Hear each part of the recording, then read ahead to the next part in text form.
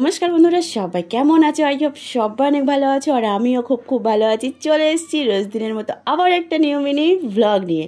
তো চলো আজকের ভ্লগে তোমাদের সাথে আমি শেয়ার করব। তো আজকে আমি কি করছি সেটাই তোমাদের সাথে শেয়ার করব, কারণ এটা আমার খুব পছন্দের জিনিস, তাই ভাবলাম তোমাদের সাথে শেয়ার করি।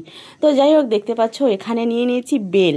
আর বেল মাখা আমার সত্যি কথা বলতে ভীষণ ভীষণ ভালো লাগে। শুধু বেল মাখা না, যে কোনো টক আমার খুবই প্রিয়।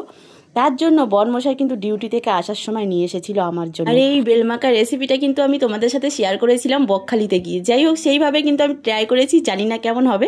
তো বানানোর পরে কিন্তু ভীষণ ভীষণ টেস্টি হয়েছিল, কি বলবো। যাই হোক, আমার তো ভীষণ ভীষণ ভালো লেগেছে।